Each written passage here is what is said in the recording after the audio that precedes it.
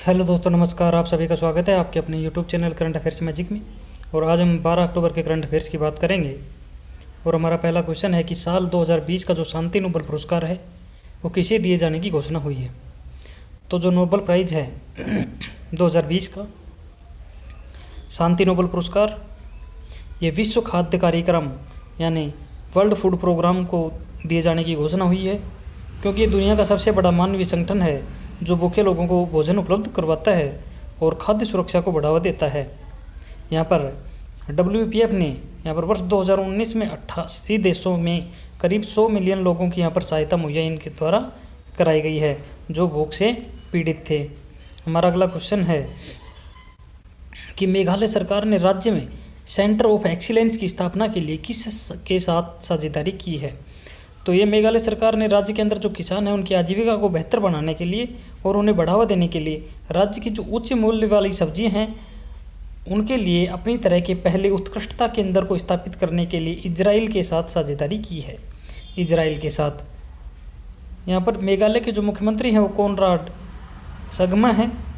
मेघालय के राज्यपाल है सतपाल मलिक। मेघालय की जो राजधानी है वो शिलोंग है। इजराइल की राजधानी है यरूशलेम। मुद्रा है इजराइल शेकेल और यहाँ के प्रधानमंत्री हैं बेंजामिन नेतन्याहू। हमारा अगला क्वेश्चन है कि भारतीय रिजर्व बैंक यानी RBI ने जम्मू एंड कश्मीर बैंक के अध्यक्ष और प्रबंधक निदेशक यानी CMD राजेश कुमार छिब्बर का कार्यकाल कितने दिनों के लिए बढ़ा दिया है। तो ये बढ़ा दिया है 6 महीनों के लिए, जो 10 अक्टूबर 2020 से प्रभावी होगा। और अगले जब प्रबंधक निदेशक यानी MD और CEO की नियुक्ति नहीं होती या फिर 6 महीने जो भी पहले हो जाएगा तब तक ये कार्यकाल रहेगा। इससे पहले इन्हें 10 जुलाई 2020 को 3 महीने का विस्तार भी मिला था। जम्मू एंड कश्मीर बैंक का जो हेडक्वार्टर है वो श्रीनगर जम्मू कश्मीर में ही स्थित है। हमारा अगला क्वेश्चन है कि यूपी सरकार ने जेवर एयरपोर्ट के लिए किस एयरपोर्ट के साथ करार किया है। तो ये उत्तर प्रदेश सरकार ने 40 साल के लिए किया है। जेवर में जो बनेगा ना नोएडा इंटरनेशनल एयरपोर्ट, उसके डिजाइन, निर्माण और संचालन के लिए इन्होंने ज्यूरिख एयरपोर्ट इंटरनेशनल के प्रतिनिधियों के साथ एक सियासत समझौता यहाँ पर किया है इन्होंने। और इस हवाई अड्डे को सार्वजनिक निजी भागीदारी यानी पब्लिक प्राइवेट पार्टनरशिप के रूप में विकसित किया जाएगा। अब इस समझौते के अंदर जो ग्रीनफील्ड हवाई अड्डा है उसके लिए 29,560 करोड़ रुपए की लागत वाले जो रियायत समझौता है उसके लिए उत्तर प्रदेश सरकार की एजेंसी और Yamuna international airport private limited के बीच में यहाँ पर साझेदारी हुई है। उत्तर प्रदेश के मुख्यमंत्री हैं योगी आदित्यनाथ और राज्यपाल आनंदीबेन पटेल है। हमारा अगला क्वेश्चन है कि नाबार्ड ने क्रेडिट समर्थन बढ़ाने के लिए किसके साथ 3 MOU पर हस्ताक्षर किए हैं।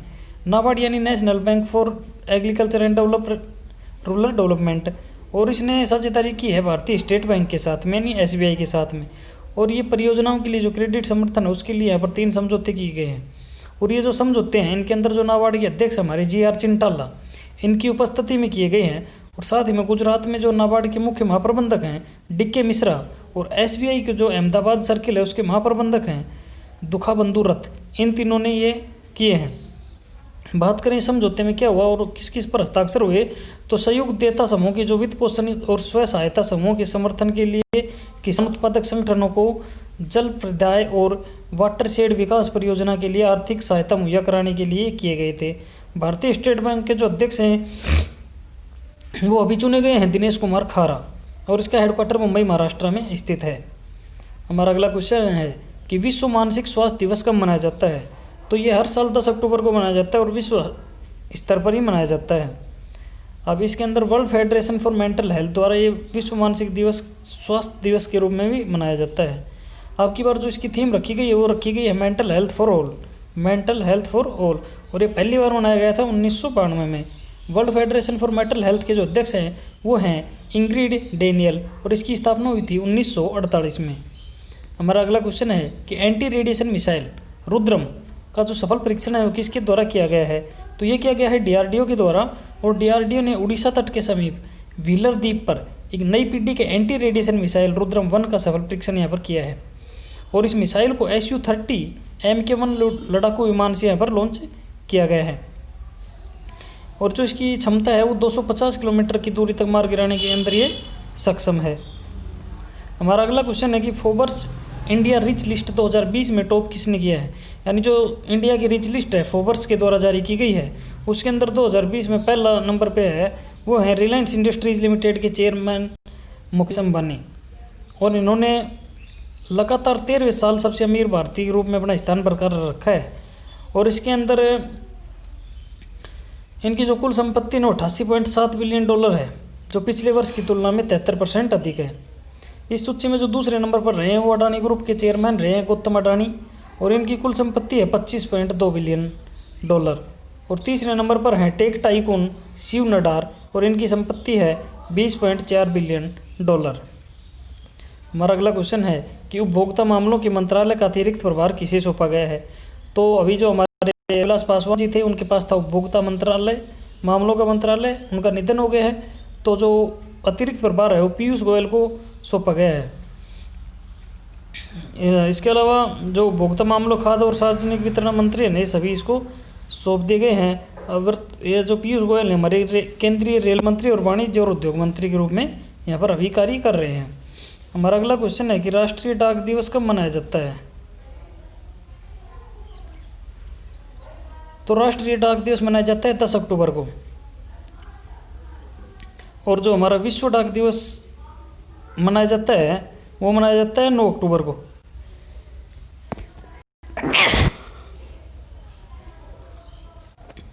और इसकी स्थापना हुई थी 1954 में लॉर्ड डलहौजी के द्वारा यहाँ पर की गई थी। और पिन कोड में जो पिन का पूरा नाम है वो पोस्टल इंडेक्स नंबर है, और ये 6 अंक का होता है। और ये अतिरिक्त सचिव के रूप में नियुक्ति श्री राम भिक्काजी लेवणकर के द्वारा यहाँ पर 15 अगस्त 1972 में पेश किया गया था। इस पिन कोड की बात करें तो पहला अक्षर इस क्षेत्र को चिन्हित करता है, दूसरा अक्षर है उप क्षेत्र को दर्शाता है, तीसरा अक्षर जिले को चिन्हित करता है, और जो अंतिम 3 अक्षर हैं वो डाकघर की जानकारी बताते हैं जिसके अंतर्गत वह पता है। जो भारतीय डाक के सचिव हैं प्रदीप कुमार बिश्नोई हैं, और इसका हेडक्वार्टर नई दिल्ली में स्थित है। हमारा अगला क्वेश्चन है कि मुख्यमंत्री और स्वरोजगार योजना का शुभारंभ किस राज्य में हुआ है। तो मुख्यमंत्री सौर स्वरोजगार योजना, इसका जो शुभारंभ है वो उत्तराखंड सरकार ने किया है, और उत्तराखंड के जो मुख्यमंत्री त्रिवेंद्र सिंह रावत के द्वारा ये किया गया है। और उत्तराखंड में भी देहरादून के जो वीर चंद्र सिंह गढ़वाली सभागार है उसके अंदर मुख्यमंत्री सौर स्वरोजगार योजना का शुभारंभ किया गया। अब इसका उद्देश्य है वो युवाओं को स्वरोजगार के लिए प्रोत्साहित करना है और हरित ऊर्जा के उत्पादन को बढ़ावा देना है। और इस योजना के अंदर युवा और प्रवासी श्रमिकों को लाभ पहुंचाने का लक्ष्य रखा गया है। इसके तहत यहाँ पर 10,000 युवाओं को ग्रीन एनर्जी सेक्टर में स्वरोजगार मिलेगा, और जो लक्षित लाभार्थी हैं उनको प्रत्येक को 25 किलोवाट के सौर संयंत्र आवंटित भी किए जाएंगे। उत्तराखंड के जो राज्यपाल हैं वो बेबी रानी मौर्य हैं। हमारा अगला क्वेश्चन है कि राष्ट्रीय डाक सप्ताह कब मनाया जाता है। तो ये मनाया जाता है 9 अक्टूबर से 15 अक्टूबर तक। और यहाँ पर ये यूनिवर्सल पोस्टल यूनियन का जो हेडक्वार्टर है वो बर्न स्विट्जरलैंड में स्थित है, और इसके हेड हैं वो बिसार अब्दुल रहमान हुसैन हैं। इसके संस्थापक हैं हेनरिक वॉन स्टीफन, और इसकी स्थापना 9 अक्टूबर 1874 में हुई थी। हमारा अगला क्वेश्चन है कि तटीय सुरक्षा अभ्यास सागर कवच का आयोजन किस राज्य में हुआ है। तो ये हुआ है केरल में। केरल के, और वे हमारी जो भारतीय नौसेना है इसके द्वारा इंडियन कोस्ट गार्ड और केरल की जो तटीय सुरक्षा में जो भी हितकारी लगे हुए हैं उनके साथ यहाँ पर सागर कवच नामक 2 दिवस का यहाँ पर तटीय सुरक्षा अभ्यास किया गया है।